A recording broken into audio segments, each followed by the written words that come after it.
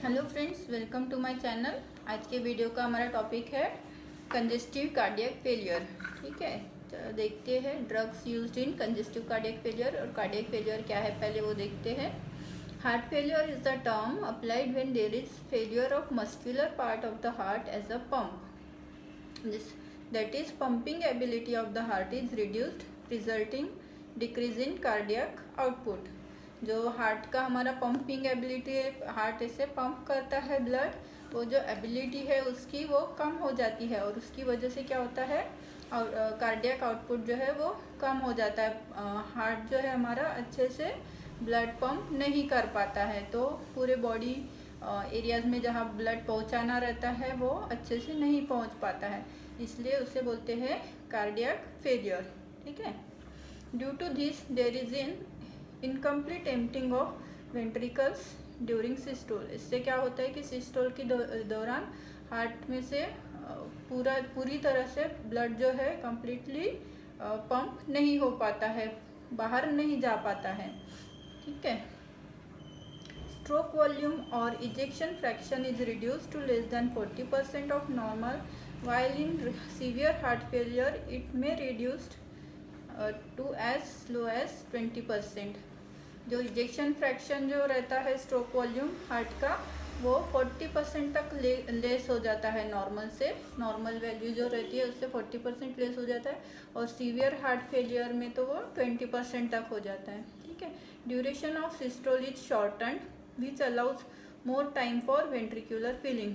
Systole का जो duration होता है वो शॉर्ट हो जाता है, उससे कि क्या होता है, वेंट्रिकुलर फिलिंग में और ज़्यादा टाइम मिल जाता है। ठीक है, diastolic size of the heart is increased, thereby increasing oxygen requirement of myocardium. Diastolic size जो है हार्ट का बढ़ जाता है और उससे मायोकार्डियम की जो ऑक्सीजन रिक्वायरमेंट है वो भी बढ़ जाती है। Because of incomplete emptying of ventricles, certain haemodynamic and neurohumoral mechanisms get activated। इससे क्या होता है कि वेंट्रिकल्स इनकम्प्लीट एम्प्टी होते हैं, खाली होते हैं, इससे जो हीमोडायनेमिक और न्यूरोह्यूमरल मैकेनिज्म जो है एक्टिवेट हो जाता है। तो उससे क्या होता है, सबसे पहले increased venous pressure behind the ventricles lead to pulmonary venous pressure that leads to pulmonary congestion, and pulmonary congestion causes pulmonary edema causes dyspnea causes left ventricular failure। क्या होता है कि इंक्रीज्ड वेनस प्रेशर का जो veins में जो pressure रहता है वो इंक्रीज हो जाता है। उससे क्या होता है कि पल्मोनरी वेनस प्रेशर जो रहता है, जो लंग से जो पल्मोनरी वेन्स के थ्रू लेफ्ट वेंट्रिकल्स में जो ब्लड आने रहता है उसमें प्रेशर बढ़ जाता है, क्योंकि हार्ट अच्छे से पंप नहीं कर पाता है। उसकी वजह से क्या होता है, पल्मोनरी कंजेशन हो जाता है, लंग्स में कंजेशन हो जाता है। ठीक है, वहीं पे ब्लड अटका रह जाता है, उससे पल्मोनरी इडिमा होता है, लंग्स में इडिमा हो जाता है, स्वेलिंग आ जाती है, और उसकी वजह से पेशेंट को सांस लेने में तकलीफ होती है, डिस्निया होता है, और उसकी वजह से क्या होगा, लेफ्ट वेंट्रिकुलर फेलियर हो जाएगा। ठीक है, इतना समझ में आ गया। फिर सेकंड देखते हैं इंक्रीज सिस्टेमिक वेनस प्रेशर। अभी इंक्रीज सिस्टेमिक वेनस प्रेशर बढ़ जाएगा। ठीक है, उससे क्या होगा, slowing of systemic circulation, systemic venous congestion.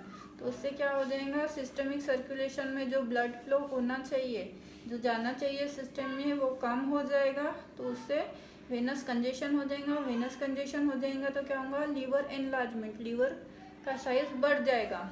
उससे क्या होगा, peripheral oedema of dependent parts, peripheral oedema हो जाएगा, जैसे कि लेग्स में, एंकल में सूजन आ जाएगी, इडिमा हो जाएगा, और उससे क्या होगा, राइट वेंट्रिकुलर फेलियर हो जाएगा। ठीक है, क्योंकि लीवर इनलार्ज हो गया है, पेरिफेरल इडिमा हो गया है, तो उससे जो राइट वेंट्रिकल्स में ब्लड आता है वो भी ज़्यादा जाएगा, उससे राइट वेंट्रिकुलर फेलियर हो जाएगा। फिर है in the initial stages of heart failure, heart try to maintain its cardiac output through activation of sympathetic system, renin angiotensin system, release of atrial natriuretic peptide and endothelins. Initial stage में heart failure के क्या करेंगे, heart maintain करने की कोशिश करेगा cardiac output, किससे active कर देगा सिंपैथेटिक सिस्टम को, रेनिन एंजियोटेंसिन सिस्टम को, release of atrial natriuretic peptide और एंडोथिलिन्स रिलीज करके वो कार्डियक आउटपुट मेंटेन करने की कोशिश करेगा।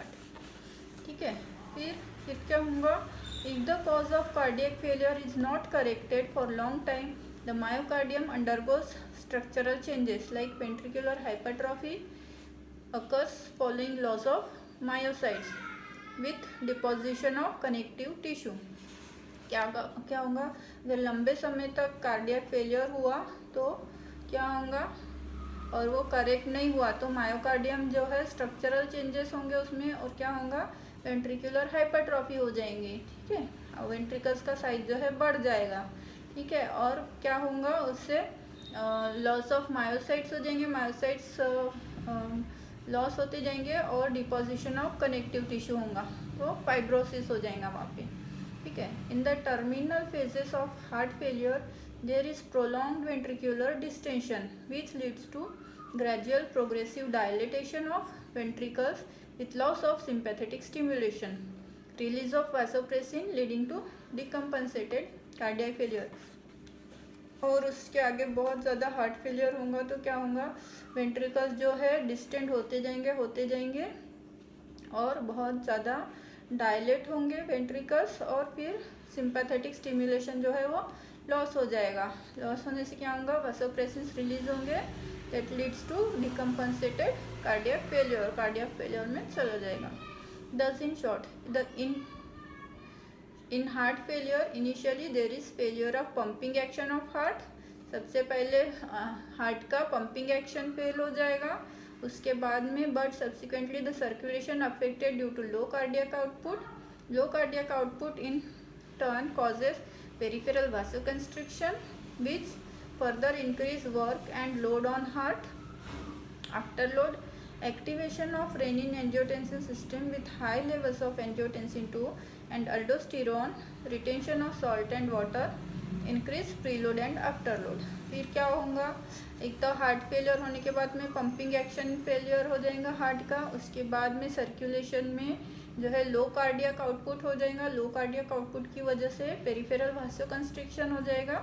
ठीक है, वासोकंस्ट्रिक्शन होने की वजह से क्या होगा, हार्ट का जो वर्कलोड है वो बढ़ जाएगा, आफ्टर लोड बढ़ जाएगा उसमें।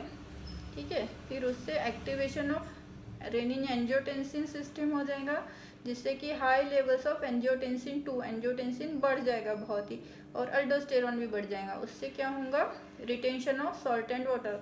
और अगर retention of salt and water होता है तो इंक्रीज हो जाएगा प्रीलोड और आफ्टर लोड, दोनों इंक्रीज हो जाएंगे हार्ट पे, और पूरे बॉडी में सूजन आएंगी, इडीमा आएगा।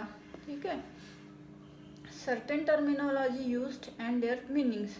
कार्डियक आउटपुट किस लिए यूज़ करते हैं हम, amount of blood pumped in 1 minute. Heart 1 minute में कितना ब्लड पंप करता है उसे बोलते हैं कार्डियक आउटपुट। ठीक है, cardiac output is equals to क्या होता है, stroke volume into heart rate, that is contractility. Stroke volume क्या है, amount of blood pumped during each stroke और सिस्टोल। स्ट्रोक वॉल्यूम क्या है कि ईच स्ट्रोक में, एक सिस्टोल में ब्लड कितना पंप करता है हार्ट, वो हो गया स्ट्रोक वॉल्यूम। और 1 मिनट में कितना अमाउंट ऑफ ब्लड पंप होता है हार्ट से, वो हो गया कार्डियक आउटपुट। ठीक है, फिर stroke volume depends on preload and afterload. Preload और आफ्टरलोड पर डिपेंड करता है स्ट्रोक वॉल्यूम। प्रीलोड क्या है, अभी preload volume, it denotes atrial pressure. क्या डिनोट करता है preload, atrial pressure. It is load on heart due to volume of blood reaching to left ventricles। it is due to increased circulating volume, increased venous return। क्या होता है, जो heart की तरफ जो ब्लड आता है वेन्स से, पल्मोनरी वेन्स से, उनका कितना वॉल्यूम है और उस पर जो है आर्टेरियल प्रेशर डिपेंड करता है, और इसी को बोलेंगे हम प्रीलोड। ठीक है, जो हार्ट में आर्टरीज की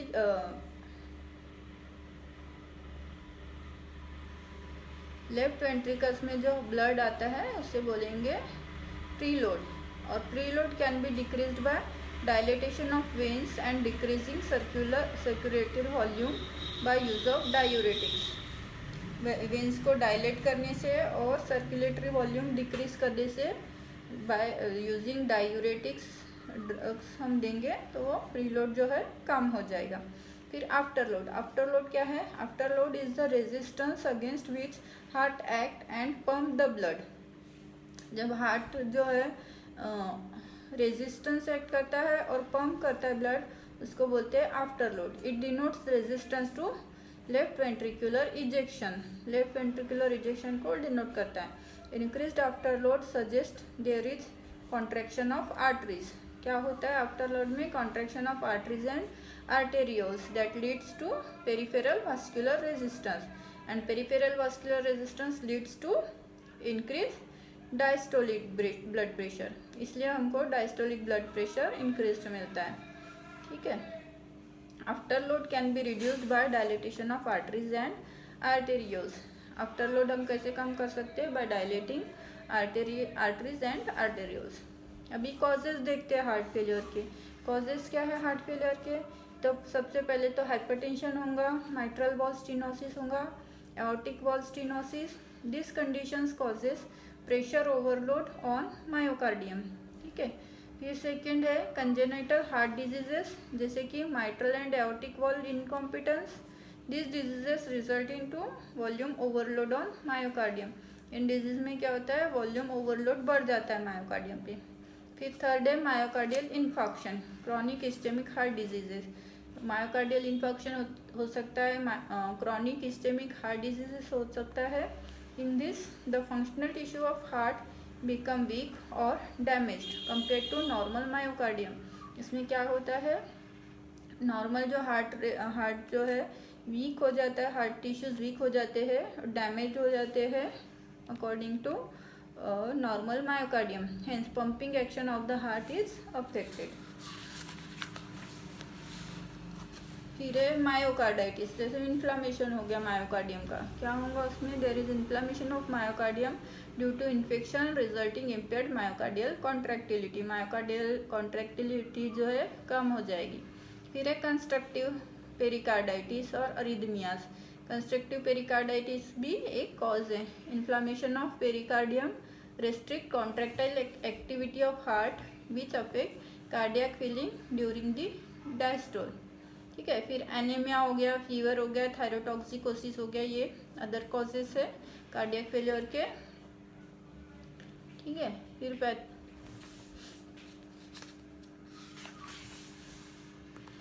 अभी हम ड्रग थेरेपी क्या देंगे कंजेस्टिव हार्ट फेलियर में देखते हैं. Clinically heart failure can be of 2 types. 2 type के रहेंगे, acute heart failure and chronic cardiac failure. Acute heart failure में क्या रहेगा? Acute in onset leading to acute heart failure which needs immediate therapy.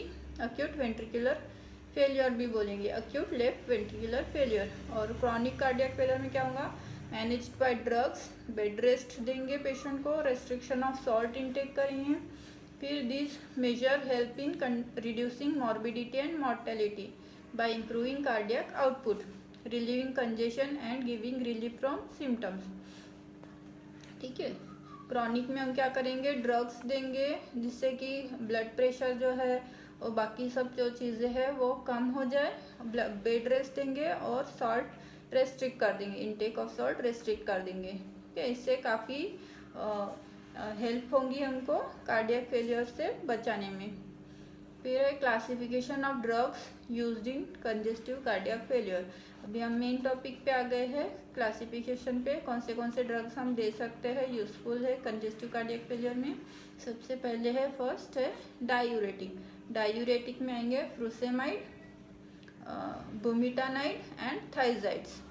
फिर second है वासोडाइलेटर्स. वासोडाइलेटर्स तो हमको चाहिए ही क्योंकि वेंस को, आर्टरीज को डायलेट करना रहता है. तो वासोडाइलेटर्स कौन से यूज आएंगे? Hydralazine, nitrates, S inhibitors, ARBs. जैसे कि एग्जाम्पल्स है इनके लोसार्टन, कैंडिसार्टन. और एस इनहिबिटर्स का एग्जाम्पल है कैप्टोप्रिल, एनालाप्रिल. फिर है सोडियम नाइट्रोक्लोराइड जो कि आर्टेरियल और वेनस दोनों को डायलेट करता है. फिर कैल्शियम चैनल ब्लॉकर्स है, इसके एग्जाम्पल्स है एम्लोडिपिन, फेलोडिपिन और अल्फा ब्लॉकर्स है प्राजोसिन। फिर पॉजिटिव आइनोट्रोपिक एजेंट्स, थर्ड है positive inotropic agents increasing force of contraction. कौन से इसमें? कार्डियक ग्लाइकोसाइड्स, एग्जाम्पल्स है डिजॉक्सिन, डिजिटॉक्सिन। फिर बीटा एड्रिनर्जिक अगोनिस्ट कौन से? Dobutamine, dopamine and dopexamine. Phosphodiesterase inhibitors, amrinone and milrinone. Miscellaneous drugs है बीटा ब्लॉकर्स, एग्जाम्पल्स है मेटोप्रोलोल, बिसोप्रोलोल एंड कार्बिडिलोल। ठीक है, तो सबसे पहले एग्जाम्पल देखते हैं हम लोग कार्डियक ग्लाइकोसाइड्स का। ठीक है, कार्डियक ग्लाइकोसाइड्स ऑब्टेन्ड एड फ्रॉम प्लांट सोर्स से मिलते हैं, that is leaves of digitalis purpurea and digitalis lanata. Chemically they are glycosides, example digoxin and digitoxin. इनके एग्जाम्पल्स है डिजॉक्सिन एंड डिजिटॉक्सिन। डिजिटालिस क्या करता है? Digitalis in congestive cardiac failure, it inhibits membrane associated sodium potassium ion ATPase in myocardium resulting in inhibition of cation pump. क्या करता है? Inhibit करता है मेम्ब्रेन एसोसिएटेड जैसे कि सोडियम और पोटेशियम एटीपेज इन मायोकार्डियम। उससे क्या होता है? कटायन पंप इनहिबिट कर देता है, रोक देता है कटायन पंप को। This leads to increased intracellular sodium and thus reduces exchange of extracellular sodium with intracellular calcium ions and indirectly intercellular calcium ion increases। क्या करता है ये? इंट्रासेल्यूलर सोडियम आयंस को जो है वो बढ़ा देता है एंड उससे क्या होगा कि reduce exchange of extra cellular sodium जो है उसको कैल्शियम आयन के साथ में रिड्यूस कर देगा और उससे क्या होगा कि इनडायरेक्टली जो है इंट्रासेल्यूलर कैल्शियम आयंस बढ़ जाएंगे। Further it enhances calcium ions inflow in plateau phase which releases more calcium ions from sarcoplasmic reticulum for excitation, contraction, coupling. उससे क्या होगा कि कैल्शियम आयंस का जो इनफ्लो है वो बढ़ जाएगा और बढ़ने की वजह से और कैल्शियम आयंस रिलीज होना चालू होंगे सार्कोप्लाज्मिक रेटिक्यूलम से और कॉन्ट्रैक्शन, कपलिंग जो है वो भी एक्साइट हो जाएगा। ठीक है, this leads to positive inotropic action. Positive inotropic action बढ़ जाएगा इसका। उससे क्या होगा? Increasing stroke volume and increases cardiac output. Positive inotropic action बढ़ने से स्ट्रोक वॉल्यूम भी बढ़ेगा और कार्डियक आउटपुट भी बढ़ेगा और वही तो हमें चाहिए, क्योंकि कार्डियक फेलियर में कार्डियक आउटपुट जो है, स्ट्रोक वॉल्यूम जो है वो डिक्रीज हो रहा था और इसकी वजह से पॉजिटिव आइनोट्रोपिक एक्शन की वजह से जो है कार्डियक आउटपुट बढ़ जाएगा। ठीक है, secondary to improved circulation, renal blood flow increases followed by diuretic effect and excretion of retained salt and water and reduction in ECF causes positive inotropic action and increased ventricular ejection and stroke volume leads to reduced end systolic volume with reduced sympathetic overactivity and reflex vagus stimulation and bradycardia. इससे क्या होगा? Secondary effect क्या होगा? Circulation जो है renal blood flow का वो increase हो जाएगा, बढ़ जाएगा। उससे क्या होगा? डायूरेटिक इफेक्ट जो है वो बढ़ जाएगा। उससे जो retain salt and water retention हुआ था वो एक्सक्रीट हो जाएगा यूरिन के थ्रू और ऐसा हो गया तो ECF जो है वो भी रिड्यूस हो जाएगा। उससे क्या होगा? पॉजिटिव आइनोट्रोपिक एक्शन बढ़ जाएगा। और अभी हमने देखा पॉजिटिव आइनोट्रोपिक एक्शन अगर बढ़ता है तो क्या होगा? सिंपैथेटिक ओवर एक्टिविटी जो है सिंपैथेटिक ओवर एक्टिविटी और रिफ्लेक्स वेगस स्टिमुलेशन और ब्रैडिकार्डिया कम हो जाएगा। Vasodilatation and increased pulse pressure, improved peripheral circulation, diuresis and excretion of retained salt and water, reduced ECF volume and reduced central venous filling pressure। इसमें सब reduction हो जाएगा positive inotropic effect की वजह से और अल्टीमेटली जो है कार्डियक आउटपुट ना बढ़ जाएगा। ठीक है,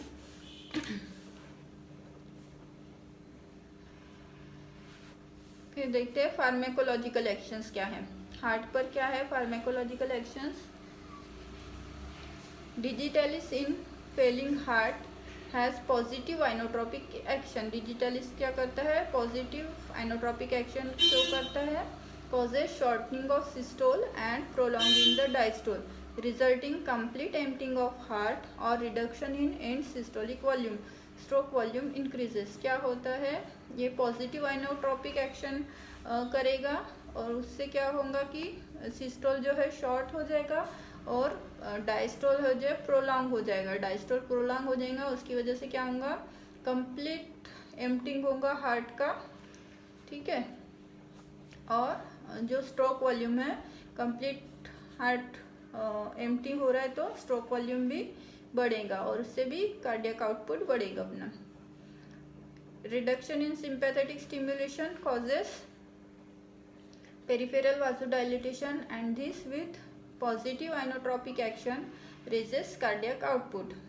सिंपैथेटिक एक्शन स्टिमुलेशन जो है, सिंपैथेटिक स्टिमुलेशन जो है वो रिड्यूस हो जाएगा, कम हो जाएगा। उससे क्या होगा, पेरिफेरल vasodilation जो है और पॉजिटिव आइनोट्रोपिक एक्शन जो है वो बढ़ जाएगा और उससे क्या होगा, कार्डियक आउटपुट भी हमारा बढ़ जाएगा।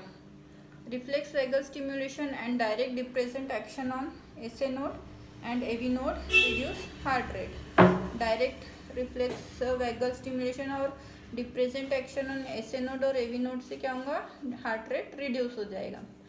Increased renal blood flow promotes diuresis and reduces ECF volume and oedema. Increase renal blood flow क्या करेगा, प्रोमोट करेगा डायूरेसिस को और ईसीएफ वॉल्यूम और इडिमा जो है वो कम कर देगा, रिड्यूस कर देगा। फिर फिफ्थ पॉइंट क्या है, digitalis has no prominent effect on blood pressure. Digitalis का कोई प्रोमिनेंट इफेक्ट नहीं है ब्लड प्रेशर पे। सिस्टोलिक ब्लड प्रेशर में इंक्रीज एंड डायस्टोलिक में fall in patients of CCF congestive cardiac failure.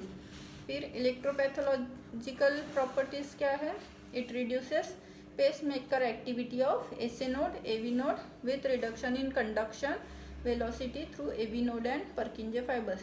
क्या करता है, इलेक्ट्रोफिजियोलॉजिकल प्रॉपर्टी में पेसमेकर एक्टिविटी रिड्यूस करता है किसकी, एसए नोड की, एवी नोड की, with reduction in conduction velocity through AV node and Purkinje fibres.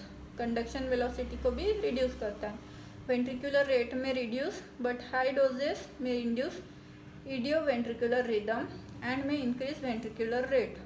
Ventricular rate reduce हो जाता है लेकिन अगर हम हाई डोजेस देते हैं तो इडियो वेंट्रिकुलर रिदम इंक्रीज होगा और वेंट्रिकुलर रेट भी इंक्रीज होगा, ठीक है। Reduction in size of heart with positive inotropic action does not significantly raise O2 consumption and thus can be used in presence of myocardial infarction.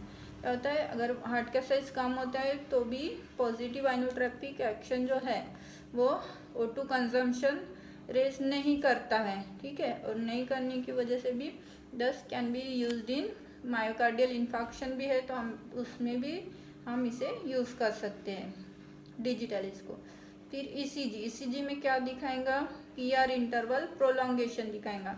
Slowing AV conduction shorten QT interval leads to shortening of systole, decreased amplitude और inversion of T wave and ST depression, ठीक है। T wave elevation दिखा, decreased inversion दिखा सकता है T wave का और ST depression दिखा सकता है। Based on this cardiovascular action, it can be used in following disorders: CCF with sinus rhythm or atrial fibrillation, atrial flutter, conversion to fibrillation with reduction in ventricular rate due to AV blockade, restoration of normal sinus rhythm may occur, and paroxysmal supraventricular tachycardia। फिर हम देखते हैं adverse effects of digoxin. Adverse effects of digoxin क्या है, adverse effect extra cardiac में cardiac के बाहर क्या होगा, एनोरेक्सिया होगा, नौशिया होंगे, वॉमिटिंग होगा, abdominal pain are usually reported first, ठीक है। फिर हायर डोजेज में क्या होगा, fatigue, headache, mental confusion, restlessness, disorientation and साइकोसिस occasionally. In about 2/3 patients extra cardiac symptoms precede cardiac toxicity, cardiac toxicity हो सकती है 2/3 पेशेंट्स में। फिर कार्डियक टॉक्सिसिटी में क्या होगा, अरिथमियाज होगा पहले, पल्सेस बाइजेमिनस होंगे, वेंट्रिकुलर एक्स्ट्रासिस्टोस होंगे, वेंट्रिकुलर टैकीकार्डिया होगा एंड फिब्रिलेशन, हाइपोकैलिमिया हो सकता है with diuretics may also be the cause, atrial arrhythmias हो सकता है। फिर प्रिकॉशंस क्या लेंगे हम, precautions and contraindications to digitalis therapy क्या है, hypokalaemia increases toxicity, myocardial infarction increases toxicity, thyrotoxicosis increases toxicity, acid base imbalance increases toxicity, drugs quinidine, verapamil, calcium digoxin level। फिर ट्रीटमेंट ऑफ डिजिटलिस टॉक्सिसिटी देखते हैं क्या होगा, treatment of digitalis toxicity, reduce the dose और withdraw digitalis, सबसे main काम तो ये रहेगा, ये तो हाई डोज में दे रहे हैं, उसकी वजह से अगर टॉक्सिसिटी हो रही है तो हम डोज जो है वो रिड्यूस कर देंगे या फिर विदड्रॉ ही कर लेंगे, देंगे ही नहीं, ठीक है। फिर पोटेशियम क्लोराइड 4 to 6 ग्राम daily in divided doses, potassium chloride देंगे 4 to 6 ग्राम डिवाइडेड डोजेस में, आईवी इन्फ्यूजन इंट्रावेनसली देंगे 20 to 40 milliequivalent per hour, ठीक है। फिर frequent serum potassium determination should be done, contraindicated in presence of AV block, as it may cause complete AV block and ventricular systole, contraindicate है AV block में हम बिल्कुल भी नहीं देंगे क्योंकि ये कंप्लीट एवी ब्लॉक कर सकता है, ठीक है। फिर for ventricular arrhythmias, ventricular arrhythmias के लिए दे सकते हैं phenytoin 100 mg IV every 10 minute, every 10 minute में दे सकते हैं हम फेनिटोइन। फिर लाइडोकेन देंगे 15 मिलीग्राम पर केजी पर मिनट स्लो आईवी, और फॉर सुप्रा वेंट्रिकुलर अरिथमियास हम देंगे propranolol 0.5 to 1 milligram slow IV, और फेनिटोइन देंगे आईवी। फिर पार्शियल एवी ब्लॉक है एंड ब्रेडिकार्डिया भी है इसके साथ में, तो हम क्या देंगे, इसमें आल्सो भी converted to complete AV block and ventricular asystole. Treatment क्या देंगे, atropine 0.6 to 1.2 milligram IM intramuscularly और इंट्रावेनसली पार्शियल एवी ब्लॉक में। और कार्डियक पेसिंग थेराप्यूटिक यूजेस क्या है, कंजेस्टिव कार्डियक फेलियर में cardiac output increases, cardiac size reduces, cardiac output increases होता है और कार्डियक साइज रिड्यूस होता है, एलवीएफ पल्मोनरी कंजेशन रिड्यूस होता है, ठीक है। फिर एट्रियल फ्लटर में भी यूज़ कर सकते हैं, एट्रियल रेट होना चाहिए 200 to 350 पर मिनट। पैरोक्सिस्मल एट्रियल टैकीकार्डिया में भी यूज़ हो सकता है, digitalis is useful in paroxysmal atrial tachycardia associated with congestive cardiac failure. अभी हम कंपैरिजन देख लेते हैं डिजिटॉक्सिन में और डिजॉक्सिन में। कन्फ्यूजन हो गया होगा कि डिजॉक्सिन क्या कर रहा है, डिजिटॉक्सिन क्या कर रहा है, तो हम इसमें कंपैरिजन देख लेते हैं। तो ओरल एब्जॉर्प्शन कैसा है डिजिटॉक्सिन में, वेरी गुड है, 90 to 100% ओरल एब्जॉर्प्शन है, और डिजॉक्सिन भी गुड है, 60 to 80% ओरल एब्जॉर्प्शन है। Plasma protein binding, digitoxin 95% plasma protein bind करता है, और डिजॉक्सिन जो है 25% ही बाइंड हो पाता है प्लाज्मा प्रोटीन से। ऑनसेट ऑफ एक्शन डिजिटॉक्सिन का 1/2 to 2 आवर्स है, आधे से 2 घंटा लग सकता है एक्शन शो करने के लिए, और डिजॉक्सिन जो है हार्डली 15 to 30 मिनट में एक्शन शो करता है, ठीक है। ड्यूरेशन ऑफ एक्शन क्या है, 2 to 3 वीक्स, 2 से 3 हफ्ते लगते हैं डिजिटॉक्सिन को, और डिजॉक्सिन को लगते हैं 2 से 6 दिन, इसमें भी काफ़ी डिफरेंस है ड्यूरेशन ऑफ एक्शन में। फिर route of elimination, route of elimination क्या है, डिजिटॉक्सिन का हिपैटिक मेटाबॉलिज्म, और डिजॉक्सिन का है रीनल एक्सक्रीशन।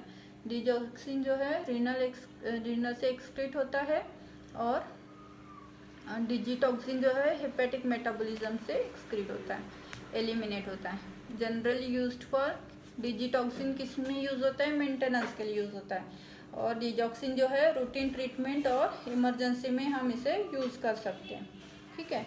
फिर treatment of acute heart failure, अभी ट्रीटमेंट देखते हैं अक्यूट हार्ट फेलियर का क्या है। Need emergency treatment. Drugs used are diuretic, frusemide, IV infusion देंगे डायूरेटिक्स, ठीक है। Vasodilators intravenously nitroglycerins and sodium nitroprusside देंगे। आइनोट्रोपिक एजेंट्स पार्शियल अगोनिस्ट कौन से देंगे हम? Dopamine, dobutamine and dopexamine. और phosphodiesterase inhibitors amrinone and milrinone देंगे अक्यूट हार्ट फेलियर में, ठीक है। और फिर फोर्थ है मॉर्फिन, इंट्रामस्कुलरली या सब्सक्यूटेनियसली दे सकते हैं। अमाइनोफाइलिन देंगे स्लो इंट्रावेनसली।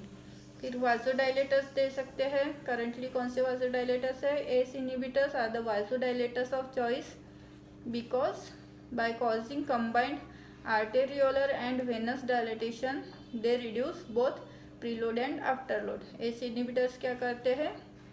दोनों आर्टरीज और वेनस डायलिटेशन करते हैं और जिससे कि प्रीलोड और आफ्टरलोड रिड्यूस हो जाता है। रिडक्शन इन आफ्टरलोड क्या करता है? Increased cardiac output and decreased heart rate. Afterload reduce हो जाएगा तो कार्डियक आउटपुट जो है वो इंक्रीज हो जाएगा और हार्ट रेट रिड्यूस हो जाएगा, ठीक है। रिडक्शन इन प्रीलोड रिडक्शन हो जाएगा, क्या होगा?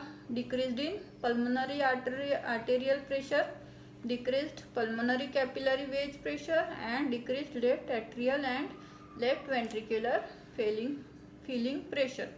क्या होगा? प्रीलोड अगर रिड्यूस हो गया क्या होगा? पल्मोनरी आर्टेरियल प्रेशर रिड्यूस हो जाएगा, डिक्रीज हो जाएगा। Pulmonary capillary wedge pressure decrease हो जाएगा और लेफ्ट एट्रियल और वेंट्रिकुलर फीलिंग प्रेशर भी डिक्रीज हो जाएगा, ठीक है। They are beneficial even in resistant heart failure. Resistant heart failure में भी यूजफुल है, ये बेनिफिशियल है। Tolerance rarely develops to the action of ACE inhibitors. Tolerance rarely ही डेवलप होता है एस इनिबिटर्स का, ठीक है। Only ACE inhibitors and 81 antagonists after the course of pathological changes in congestive heart failure afford symptomatic and disease modifying benefits by retarding or reversing ventricular hypertrophy and remodeling. They are recommended in all grades of congestive heart failure unless contraindicated. फिर clinical uses देखते हैं। Clinical uses of ACE inhibitors क्या uses है? Hypertension में use होता है। ACE inhibitors are effective in all grades of hypertension. They are particularly valuable in renovascular hypertension. Renovascular hypertension में ज़्यादातर यूज होता है। About 50% patient respond to monotherapy with ACE inhibitor and majority of the rest to their combination with beta blocker and diuretics. Monotherapy से ही काफ़ी बार effect मिलता है, but कुछ पेशेंट में कॉम्बिनेशन थेरेपी हम दे सकते हैं, जैसे कि बीटा ब्लॉकर्स और डायूरेटिक्स के साथ में देके, ठीक है। फिर ACE inhibitors are not indicated as a first line treatment. First line treatment नहीं है except in patient with moderate to severe hypertension. Moderate to severe hypertensive patient में हम एस इनिबिटर्स दे सकते हैं। फिर सेकेंड है congestive cardiac failure. In patients of congestive cardiac failure ACE inhibitors cause both arteriolar and venodilatation. दोनों arterial और venodilation करेगा, उससे क्या होगा? That leads to decrease in afterload and preload. Afterload और प्रीलोड दोनों को कम करेगा। Reduction in preload in congestive cardiac failure patients is because reduced aldosterone secretion causes more marked natriuresis in CCF patients that leads to expanded volume of body fluid shrinks and that leads to decreased venous tone. With decreased venous tones return leads to decreased venous return and that leads to decreased preload, ठीक है। क्या होगा? अगर हम ACE inhibitors देते हैं तो वो दोनों आर्टेरियल और वेनस दोनों को डायलेट करेगा। उससे क्या होगा कि डिक्रीज आफ्टरलोड और प्रीलोड डिक्रीज हो जाएगा और reduction in preload in CCF patients because क्या होगा? Reduces aldosterone secretion that causes natriuresis. Natriuresis cause करने से क्या होगा कि वॉल्यूम ऑफ फ्लूइड जो है बॉडी फ्लूइड वो श्रिंक हो जाएगा, कम हो जाएगा, और कम होने से क्या होगा, decrease venous tone, venous tone decrease हो जाएगा।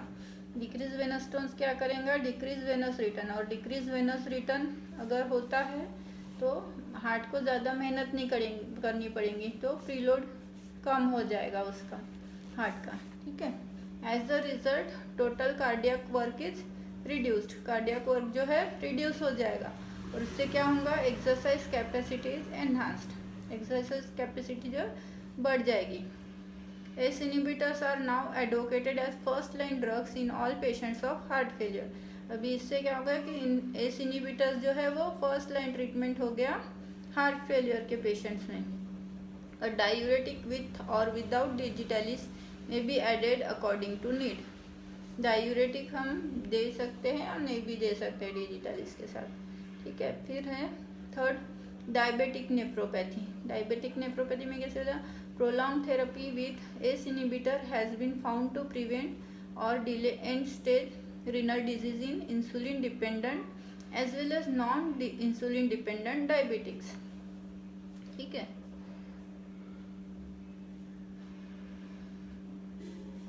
ये जो है डायबिटिक नेफ्रोपैथी में डिले कर देता है रिनल डिजीज को, दोनों इंसुलिन डिपेंडेंट और non insulin dependent diabetes mellitus में, ठीक है। Treated patients have higher creatinine clearance, require less dialysis and have longer life expectancy.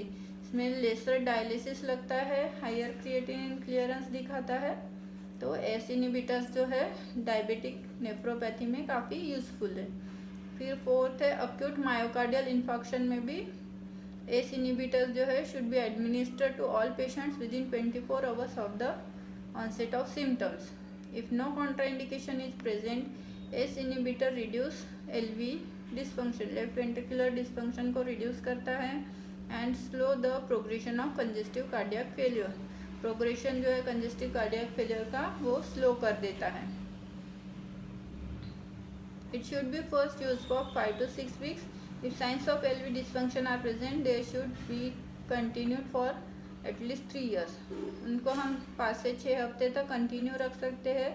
अगर साइंस ऑफ LV डिस्फंक्शन हमको लगता है, लेफ्ट वेंट्रिकुलर डिस्फंक्शन प्रेजेंट है ऐसे लगता है, तो हम उसको 3 साल तक भी कम से कम दे सकते हैं, कंटिन्यू कर सकते हैं। फिर other vasodilators used in chronic congestive cardiac failure. अभी दूसरे वाजोडाइलेटर्स कौन से यूजफुल होते हैं, isosorbide dinitrate, hydralazine and prazosin. Diuretics can not cause worthwhile diuresis in CCF unless the cardiac function is improved and adequate renal perfusion is restored। This can be achieved by using digitalis or ACE inhibitors and non-pharmacological measures like restriction rest of sodium intake along with treatment of the underlying disease। Diuresis जो है CCF में उतना काम नहीं आता है, सबसे ज़्यादा हमको पेशेंट को रेस्ट के लिए बोलना है, रेस्ट्रिक्शन ऑफ सोडियम इंटेक करना है and along with treatment of underlying disease, बाकी के ट्रीटमेंट देना है, ठीक है। डायूरेटिक्स कौन से होंगे यूज, डायूरेटिक्स क्या कॉज करता है, decreases preload and improve ventricular efficiency by reducing circulating volume. Preload decrease करता है, removal of peripheral oedema and pulmonary congestion, peripheral oedema और पल्मोनरी कंजेशन को रिड्यूस करता है। In mild to moderate CCF, a moderately potent drug such as thiazide is preferred over highly potent diuretic like frusemide.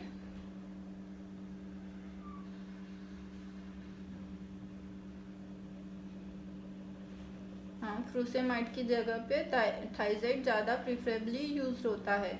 Intermittent use of diuretic is to be preferred.